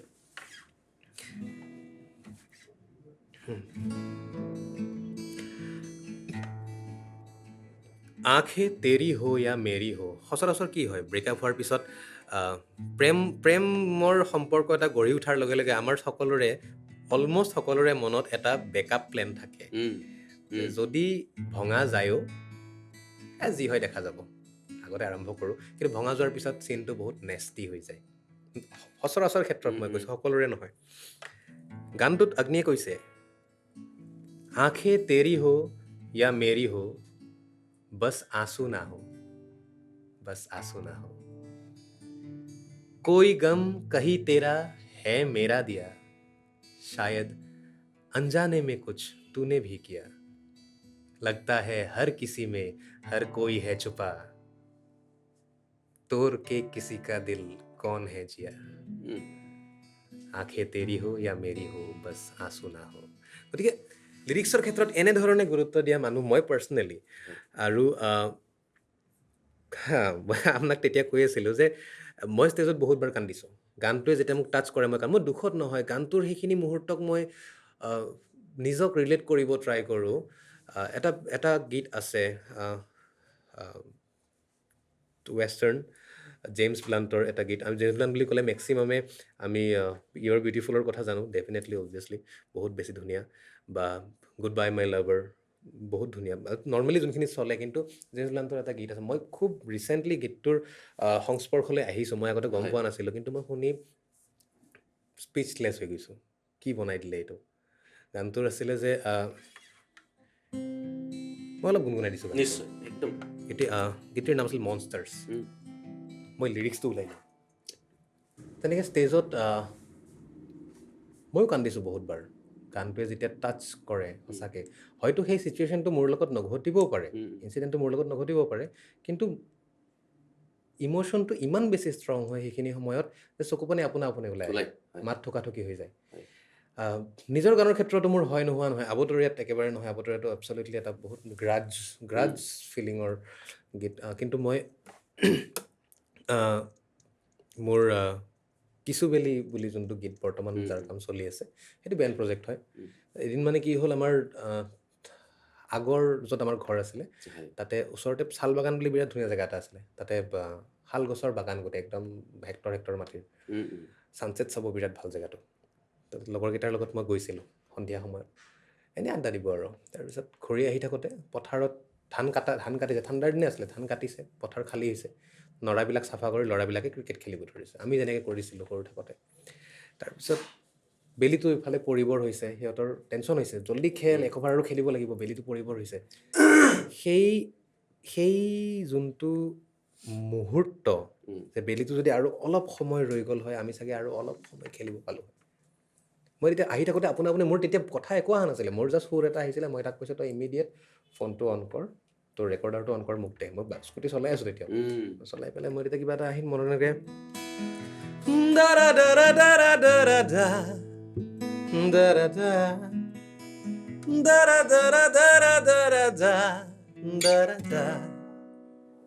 তাৰপিছত থাকিল তেনেকৈ ঘৰত আহি পেলাই ভাবিলোঁ নাই মোৰ তেনেকৈ মই লিখোঁ বুলি লিখি দিব নোৱাৰোঁ গতিকে দিন গ'ল বহুত দিন গ'ল 15 দিন 20 দিন এমাহ মানেই গ'ল তাৰপিছত তেতিয়া মোক চিনটো কিন্তু মনত আছে মোৰ সেইখিনি সময়ৰ সেই যে এটা ল'ৰাই ওচৰত ৰখি চাইও আছে সি তাক চাগে খেলিব দিয়া নাই সিদিনা সি বলৰ পইচা দিয়া নাই যোনটো হৈছিল আমাৰ মাজত 5 টকাকৈ চবৰ পৰা উঠাইছোঁ তই পইচা দিয়া নাই তই খেলিব নাপাওঁ তাৰপিছত তেতিয়া ভাবিলোঁ যে সেই তেওঁলোকৰ যোনটো সেই প্ৰেচিয়াছ মুহূৰ্তখিনি 10 মিনিট তেওঁলোক লগা হ'ল পইচাই দিম মোক আমাক সেই 10 মিনিট খেলিব দে তেনেকুৱা টাইপ সেই মুহূৰ্তখিনি যেন আজিৰ লাইফটোৰ লগত মই ক'ৰবাত ৰিলেট কৰিব পাৰিছোঁ যেনেকৈ আমি সন্ধিয়া সময়ত দিনৰ দিনটো লাঠি খাই গালি খাই হাঁহি মুখা এখন পিন্ধি সন্ধিয়া যেতিয়া ঘৰলৈ ঘূৰি আহি পেলাই 10 মিনিটৰ কাৰণে চোফাত নিজৰ দেহাটো এৰি দিওঁ সেই 10 মিনিট য'ত নেকি জানো যে 10 মিনিট পিছত আকৌ উঠিব লাগিব গা ধুব লাগিব ভাত বনাব লাগিব শুব আছে ৰাতিপুৱা আকৌ কাম আছে চবৰে বৃত্তি যিয়েই নহওক চবৰে সেইটো চিন চলে বিশেষকৈ চিটিত চলে সেইটো বস্তু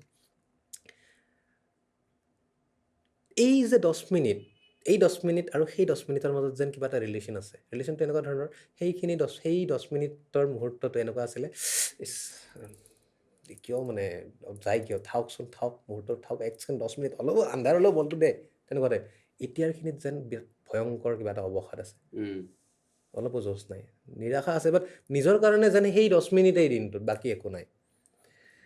তেতিয়া কিছুবেলি ৰৈ যা বুলি আচলতে মই যেতিয়া প্ৰথম লিখিছিলোঁ বহুতে সুধিছিলে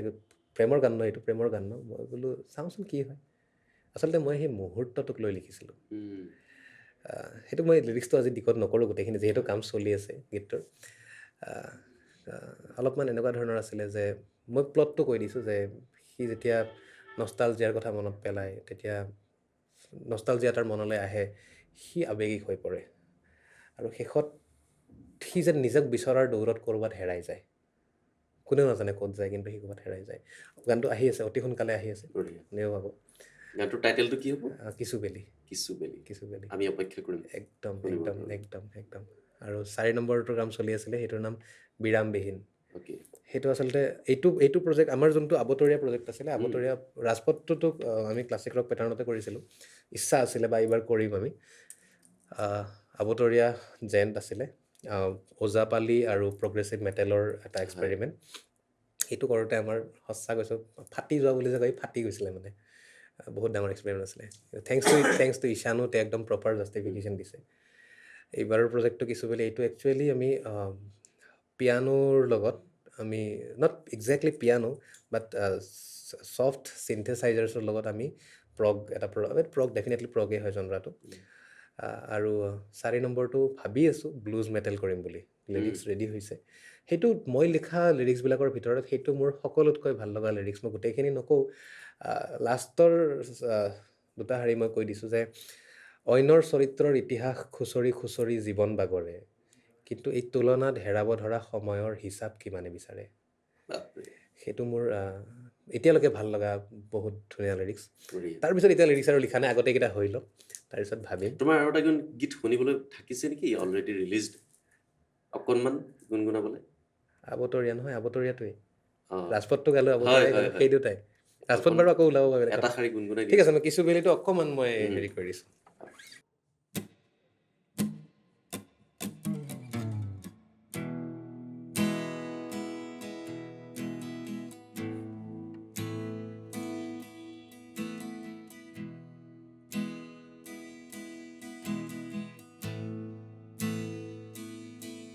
আৰু কিছুবেলি ৰৈ যা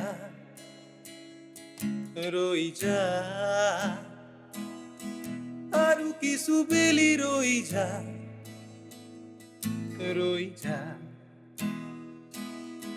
কুঁৱলিব ধৰা সাধুবোৰ আকৌ এবাৰ কৈ যা আৰু কিছুবেলি ৰৈ যা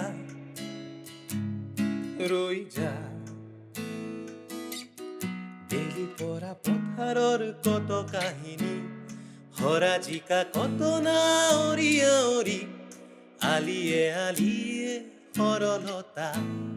বিচৰা দিন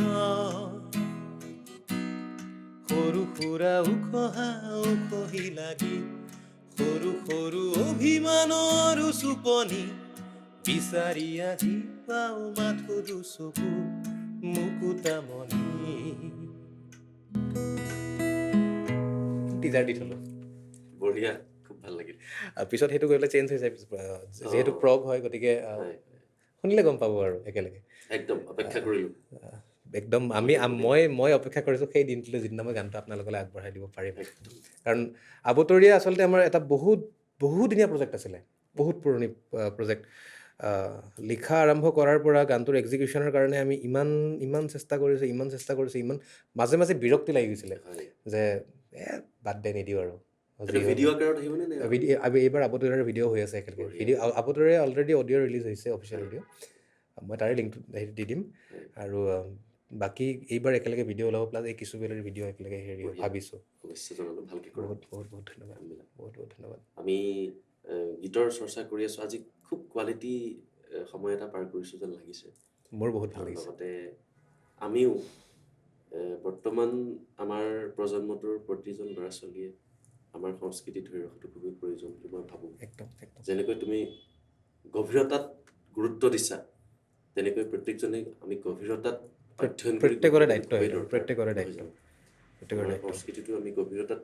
পঢ়িয়াই চোৱাটো দৰকাৰ সেইটোৱে কথা মই আচলতে আই am not a musician because I perform I am A musician because I am in love with music আৰু যোনটো বস্তুৰ প্ৰতি প্ৰেম থাকে শ্ৰদ্ধা থাকে সেই বস্তুটোক অসন্মান কৰাৰ ধৃষ্টতা আমাৰ কাৰোৱে নাথাকে নাথাকে গতিকে মই অলপ আগতে পাতি আছিলোঁ কথা যে এটা আমি যেতিয়া ষ্টাৰ্ট কৰিছিলোঁ ক্লাব পাৰফৰ্মেঞ্চ হিচাপেই হওক তেতিয়াও কিন্তু ক্লাবত আমি এনেকুৱা বহুত মানুহ পাইছিলোঁ যোনে আমাক জুবিন দা পাপন দাৰ গান সকলোৱে ৰিকুৱেষ্ট কৰিছিলে ডেফিনেটলি কিন্তু জয়ন্ত হাজৰিকাৰ গান ভূপেন হাজৰিকাৰ গান তেনেকুৱা ৰিকুৱেষ্ট কৰা বহুত পাইছোঁ আমি হয় ডলি ঘোষৰ গান বা মান্না দেৰ গান পুলক বেনাৰ্জী ছাৰৰ গান তেনেকুৱা বহুত পাইছোঁ আমি গতিকে সেইখিনি এটা সময় আছিলে আৰু তাৰপিছত গ্ৰেজুৱেলি ডাউনফল হ'ল এই গোটেই কোৱালিটি ছিষ্টেমটোৰ মই ক'ব নাযাওঁ হয়তো আপোনালোকে নিজেও বুজিছে বা হয়তো নিজে ফেচ কৰিছেও যে এটা পাৰ্টিকুলাৰ গ্ৰুপ অফ পিপল বৰ্তমান ঠাহ খাই পৰিছে অসমত এণ্ড অসমৰ কথা এইকাৰণে কৈছোঁ মই কাৰণ যিহেতু মই বাহিৰত এইটো বস্তু পোৱা নাই আজিলৈকে কেতিয়া মই অসমতে পাইছোঁ মই তেওঁলোকে হয়তো নিজৰ পৰিয়ালৰ সদস্যৰ মৃত্যু হোৱা দিনাও নাচনেৱালা গানাই শুনিব মই যদি বিৰাট ধুনীয়া কিবা এটা ক্লাছিক ৰক বা কিবা এটা পাৰফৰ্ম কৰিও আছোঁ তেওঁলোকৰ মাজৰ পৰা মই এটা এটলিষ্ট পামেই যে কোচ নাচনেৱালা গাওঁ মই একচুৱেলি ক্লাব চিন এৰাৰ মূলতে সেইসকল ব্যক্তি আৰু ইমানখিনিলৈকে মই আজি খোলাখুলিকৈ ক'ব বিচাৰিছোঁ যিহেতু মই ক'ম বুলি আহিছোঁ যে আপুনি যদি তেওঁলোকৰ সন্মুখত জেনেৰেটৰ এটাও বজাই থৈ দিয়ে তেওঁলোকে তাৰ ভিতৰতেই নাচি থাকিব যদি মই মোৰ সমূহ সতীৰ্থ মিউজিচিয়ানক বা পাৰফৰ্মাৰক ক'ব বিচাৰিছোঁ যদি তোমালোকে সেই মানুহখিনিৰ দাবী নতশিৰে মানি তেওঁলোকক ছেটিছফাই কৰাৰ কাৰণে মিউজিক কৰি আছা তেতিয়াহ'লে প্লিজ নিজক মিউজিচিয়ান বুলি নক'বা তোমালোকে যদি মানুহৰ মই নিজে এইটো কথা কৈছোঁ কিন্তু যে ষ্টেজত মই পাইছোঁ তেনেকৈ যে কুছ নাচনেৱালা গাওঁ মই আজিকালি ডাইৰেক্ট কৈ দিওঁ যে মই ডাইৰেক্ট কৈছিলোঁ যে definitely club pub bar these are places of drinks and booze তাত মদ খাবই মানুহ যায় কিন্তু তাতো বেলেগ বেলেগ ধৰণৰ মানুহ মই দেখিছোঁ ইমান বছৰে আজি মোটামুটি 7-8 বছৰে যে মদ খাই উঠি পেলাই বহুতে লতা মংগেশকাৰৰ গান বিচাৰে মদ খাই উঠি বহুতে লাকি আলিৰ গান বিচাৰে তেনেকুৱা ধৰণৰ আৰু মদ খাই উঠি বহুতে মিকা সিঙৰ গান বিচাৰে মই মোৰ বিবেকে কেতিয়াও এইটো কথা মই পাব্লিকলি হওক প্ৰাইভেটলি হওক মই কেতিয়াও একচেপ্ট কৰিব নোৱাৰোঁ যে মিকা সিং বা কি নাম বাদশ্বাহ তেনেকুৱা ধৰণৰ মানুহবিলাক লাকি আলি বা ইণ্ডিয়ান অ'চিয়ান বা লতা মংগেশকাৰ তেওঁলোকৰ ওচৰ চাপাৰো তেওঁলোকৰ মানে হেৰি আছে ক'ৰবাত এতিয়া ভাইব পাই পেলাই কথাৰ প্ৰসংগত হওক বা গীতৰ প্ৰসংগত হওক মাৰ্কেটিঙৰ প্ৰভাৱতেই হওক তেওঁলোকে এগালমান পইচা ইনভেষ্ট কৰে ধুনীয়াকৈ 3 lakh 4 lakh 3 million 4 million view পাই গ'ল দেট ডাজন্ট মিন যে they are good performers that doesn't mean যে দে আৰ গুড পাৰফৰ্মাৰ্ছ কি আছে কোৱালিটি তোমালোকৰ কি সেই ইলেক্ট্ৰনিক বিটকেইটাৰ বাহিৰে লিৰিক্সে আছে নে কিয়ে আছে অশ্লীলতাৰ কথাটো মই নকওঁৱেই অশ্লীলতাক উপস্থাপন কৰাৰো কিন্তু এটা আৰ্টিষ্টিক পেটাৰ্ণ আছে সেউজী পাৰৰ তোমাৰ নিৰলা ঘৰৰ বিদায় পৰত যি কথা ক'লা জানোচা পাহৰি গ'লা কামনাৰ তেজৰঙা বুলি কওঁতে হয়তো বহুতে বুজি নাপায় কামনাৰ কি বস্তু এইটো ছন্দ মিলাই থৈ দিছে গতিকে কি যে তোমাৰ সংগ প্ৰিয়া কি ক'ম আৰু কি যে তোমাৰ সংগ কি ক'ম আৰু গতিকে এতিয়া কথাটো হৈছে সেইটো মোৰ আচলতে সেইটো বস্তু দেখি দুখ লাগে মিউজিকৰ লগত মই সকলোকে এইখন মঞ্চৰ পৰাই ক'ব বিচাৰিছোঁ মিউজিক নিজক যদি মিউজিচিয়ান বুলি ক'ব বিচাৰা প্লিজ মিউজিকক ডিছৰেচপেক্ট নকৰিবা উম, কৰাটো পাপ হয় বুলি মই ভাবোঁ অকল তুমি যদি এখন পাৰ্টিকুলাৰ ফিল্ডৰ লগত জড়িত তোমাৰ সদায় এইটো স্পৃহা থাকিব লাগিব যে সেই ফিল্ডখনৰ প্ৰতি মোৰ অৱদান কি কাৰোবাৰ গান এটা মই ভালকৈ ধুনীয়াকৈ গাইছোঁ that doesn't mean that I am a good singer Lucky আলিৰ গান লাকি আলিতকৈ ভাল কোনেও গাব নোৱাৰে লতা মংগেশকাৰৰ গান লতা মংগেশকাৰতকৈ ভাল কোনেও গাব নোৱাৰে তেওঁ যিমান ভাল ক্লাছিকেল লেভেলৰ হওক হয় নিজৰ গান মানে নিজৰ গান চ' তোমাৰ কি অৱদান আছে গানৰ প্ৰতি নে জাষ্ট সেই মানুহখিনিয়ে মদ খাব তুমি হোৱাই নোহোৱাই তিনিটামান চিঞৰ মাৰিবা গানৰ সুৰটো বাদেই দিলোঁ সেইটো জলাঞ্জলি দি পেলালে তোমালোকে হয় আৰু যদি কোনোবাই কমপ্লেইনো কৰে লাষ্টত দিবা আজি মোৰ মাতটো বেয়া হৈ আছে এই আচলতে গতিকে সেইটো বস্তু কৰিব নাপায় একেবাৰে নাপায় বেয়া কথা একেবাৰে বেয়া কথা কাৰোবাৰ মই শ্ব'ত এইটো কথা কৈছোঁ বহুতবাৰ কৈছোঁ যে I am not here to satisfy your drunk desire um, I am not somebody who is here to, play like MP3 tracks, MP3 players. And you are not the one who is owning me, belonging on the stage. Those people that are, owners of this place have hired me to perform, but in my way. গতিকে সেইখিনি থকাটো জৰুৰী কাৰণ and two B honest যোনখিনি ল'ৰা ছোৱালীয়ে মিউজিকৰ থ্ৰুৱেদি চলি আছে বৰ্তমান চলি থকা মানে মই ইনকামৰ কথা কৈছোঁ তেওঁলোকক আচলতে মিউজিচিয়ান হিচাপে কিমান গুৰুত্ব দিয়ে মই নাজানো এটা ভেনিউ বা এটা পাবে বা এটা ক্লাবে কিন্তু পে আউট হিচাপত বহুতখিনিয়ে তেওঁলোকক কমকৈ তেওঁলোকক পে আউট দিয়ে মই ক'ব বিচাৰিছোঁ সেই সামান্য পে আউটৰ কাৰণে যদি তোমালোকে নিজৰ বিবেক বিক্ৰী কৰি মিউজিকক বজাৰৰ পণ্য কৰি তুলিব পাৰিছা তেতিয়াহ'লে you guys are not musicians you are mere clowns মানে যিকোনো মুহূৰ্ততে কিছুমান সোৱাদ বিচাৰে যদিও ঠাই ভেদে দৰ্শক শ্ৰোতা বেলেগ যদিও কিছু ক্ষেত্ৰত নহয় এজন সেই দৰ্শক ঠাইক নিজকে পৰিত্যাগ কৰিব লাগে আৰু এজন দৰ্শকৰ সেইটো চবৰে সোৱাদবিলাক এজন দৰ্শক এজন হোৱাটো কিন্তু বহুত ডাঙৰ কথা হয় এজন দৰ্শকৰ সেইটো দৃষ্টিভংগী থাকিব লাগিব য'ত দৰ্শকজনে ক'ব এতিয়া এৰিক ক্লেপটনৰ শ্ব'ত গৈ পেলাই কোনোবাই যদি এৰিক ক্লেপটনক লিম্ব বিস্কিটৰ গান গা বুলি কয় কেনেকৈ হ'ব এৰিক ক্লেপটনৰ এটা নিজস্ব শৈলী আছে বা ইণ্ডিয়ান অ'চেনত গৈ পেলাই যদি বিহু গা বুলি কৈ দিয়া নহ'ব নহয় ইণ্ডিয়ান অ'চেনৰ তাত গৈছা মানে তুমি জানিব লাগিব তুমি ইণ্ডিয়ান অ'চেন শুনিবহে গৈছা আৰু সেইটো ক্ষেত্ৰত ময়ো ভাবোঁ যিবিলাক ভেনুৱে বৰ্তমান ইয়াতে লাইভ শ্ব' বুলি কোৱা মানে আজিকালি তেওঁলোকৰ when people like us are performing in a pub or a bar or whatever they are not musicians they are their PR team customer আহিব তুমি নচাব লাগিব কিয় ভাই হয়তো কাষ্টমাৰজনে নাচিব বিচৰাও নাই কিন্তু ভেনুৰ মালিকৰ কথা তুমি নচাব লাগিব যাতে মোৰ 2টা বটল বেছিকৈ চেল যায় বহুত জঘন্য কাৰবাৰ গতিকে মই সেইটো কাৰণে মিউজিক হিচাপে কোনেও লোৱা নাই চব ফালি দিছে ৰে হিলাই দিছে ৰে এই কথাটো যদি স্পীকাৰকেইটা অফ কৰি পেলাই কাৰোবাক কোৱা শুনো মই সিদিনাহে মানিম স্পীকাৰকেইটাত এগালমান চাউণ্ড দি পেলাই মানুহৰ কাণতাল মাৰি যোৱাকৈ হেৰি কৰি মই নক'লোঁ যে মই জানো আপোনাৰ ঘৰত নিমখ হালধি জিৰা গুড়া ধনিয়া গুড়া ৰং গুড়া গৰম মছলা চব আছে কিন্তু দালিখনত অকল পিঁয়াজ আৰু কেঁচা জলকীয়াহে লাগে বা অকণমান হালধি অকণমান নিমখ তাত গৰম মছলা দিয়াৰ কোনো প্ৰয়োজন নাই গতিকে সেইখিনি কথা বুজিব লাগে মানুহখিনিয়ে কিন্তু মই সেইটো আকৌ কৈছোঁ যে মিউজিকক ইয়াত মিউজিক হিচাপে কোনেও লোৱা নাই মই ক্লাবছ এণ্ড পাবছৰ বাৰ্ছৰ কথা কৈছোঁ আৰু ঠিক একেদৰে পাৰফৰ্মাৰখিনিয়েও হোৱাই নোহোৱাই অদ্ভুত সুৰ এসোপাই দি কাভাৰেই কৰিছা বাৰু কাভাৰ কৰিলে এটলিষ্ট গানটোক জাষ্টিফিকেশ্যন দিয়া ভাই তোমাৰ শৈলীতে গোৱা হোৱাই নোহোৱাই জেগাই নাজেগাই এগালমান ইনষ্ট্ৰুমেণ্ট থাকিল বুলি ইনষ্ট্ৰুমেণ্ট বুলিও নহয় ইনষ্ট্ৰুমেণ্ট বুলিও নহয় আৰু এটা কথা আছে যেতিয়া as a performer when you are মই এজন ভকেলিষ্ট হিচাপে যোনখিনি ভকেলিষ্ট আছে বৰ্তমান এনেকুৱা মই বহুত বেণ্ড দেখিছোঁ মোৰ চিনাকি বেণ্ডো আছে য'ত মিউজিচিয়ানখিনি ভাল জেনুইনলি ভাল ভকেলিষ্টজনক মই ভকেলিষ্ট বুলি কেতিয়াও ক'ব নোৱাৰোঁ বা যদি তেওঁলোকে মোৰ এই পডকাষ্টটো চাই তেওঁলোকে হয়তো নিজেও অনুধাৱন কৰিব পাৰিব যে মই তেওঁলোকৰ কথাই কৈছোঁ কোনোবাই আপোনাৰ চিঞৰটো শুনি পেলাই ভগৱান বুলি কৈ দিলে আপুনি নিজক ভগৱান বুলি ভাবি লোৱাটো উচিত নহয় কি ঠিক সেই মানুহজন সেই মুহূৰ্তত নিচাত আছিল বা তুমিয়ে নিচাত আছিলা চিঞৰ মানে সংগীত নহয় সেইটো কথা বুজাটো প্ৰয়োজন গতিকে মই সকলোখিনি মই আৰু এটা কথা আজি ক'ব বিচাৰিম যে নতুনকৈ যিখিনি মিউজিক প্ৰেমী মিউজিচিয়ান সেই মিউজিকৰ প্ৰেমত পৰা মিউজিচিয়ান মিউজিকক পইচা অৰ্জনৰ পণ্য হিচাপে লোৱা মিউজিচিয়ান নহয়। যোনখিনি মিউজিকৰ প্ৰেমত পৰা মিউজিচিয়ান আছে, সৰুকৈ নতুন উঠি অহাকৈ, তেওঁলোকৰ কাৰণে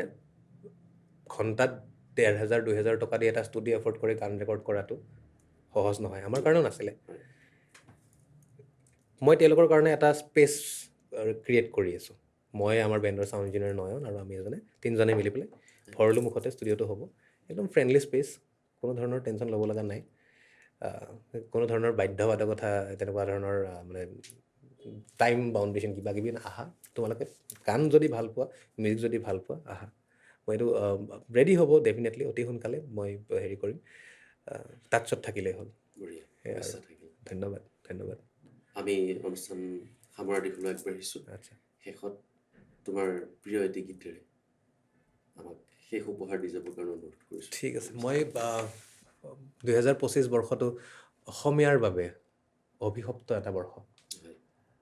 বহুত বহুত মানুহক হেৰুৱালোঁ, চিনাকি মানুহ। মই নাজানো, হয়তো মোৰ ক্ষেত্ৰতো হ'ব পাৰে এইটো, কিন্তু হেৰুৱাইছোঁ। হয়, আৰু জুবিনদাৰ কথা মই ক'বই নালাগে, গোটেই অসমীয়াই হেৰুৱাইছোঁ। সেইটোৰ কথা মোৰ বেলেগকৈ ক'ব লগা একো নাই। মই তেওঁৰ কিবা এটাৰে মই শেষ কৰিব বিচাৰিছোঁ। ঠিক আছে। গানটো সকলোৱে জানে।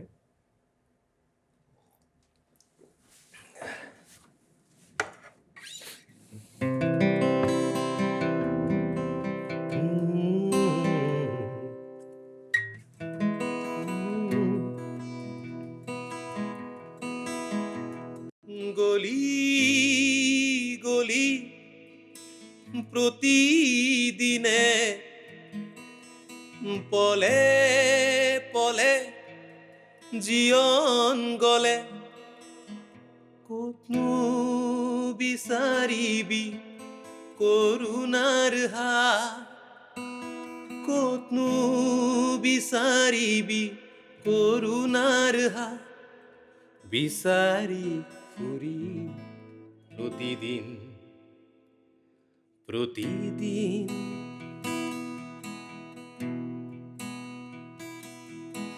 মই ভাগৰা নাই, জীৱন হেৰুৱা নাই। মই ভাগৰা নাই, জীৱন হেৰুৱা নাই। জোনাক গলা জাৰৰ নিশা, মোৰ থৈ এটা তেতেলী, গণি গণি আঙুলিৰ মূৰত আছে কিমান চকুৰ পানী, সুখৰ চিকুণ মণি। মই ভাগৰা নাই, জীৱন হেৰুৱা নাই। মই ভাগৰা নাই, জীৱন হেৰুৱা নাই। জোনাক কলা জাৰৰ নিশা, মোৰ থৈ এটা তেতেলী। ধন্যবাদ জনালোঁ। জুবিনদাৰ প্ৰতিটো গীততে আৱেগ ভৰপূৰ হয়তো সোমাই আছে। বহুত বেছি, বহুত এই বেছি, প্ৰতিটো প্ৰজন্মত অধ্যয়ন কৰিবলগীয়া আছে। বহুত বেছি। আজি তোমাৰ ব্যস্ত সময়ৰ পৰা কিছু সময়লৈ আহিলা, আজি আমাৰ গীতেৰে কথাৰে অনুষ্ঠানটি জীপাল কৰি তুলিলা, তাৰ বাবে অশেষ ধন্যবাদ। আপোনালোককো ধন্যবাদ জনাইছোঁ, ইমানকণ সময় আপোনালোকে এই অনুষ্ঠানটি চালে, আৰু ভৱিষ্যতলৈকো এনেকৈ প্ৰতিজন শিল্পী, প্ৰতিজন উদীয়মান শিল্পীক আগুৱাই যোৱাৰ ক্ষেত্ৰত আপোনালোকৰ মৰম, সহায় সহযোগিতা, আশীৰ্বাদ সকলোখিনি লাগিব।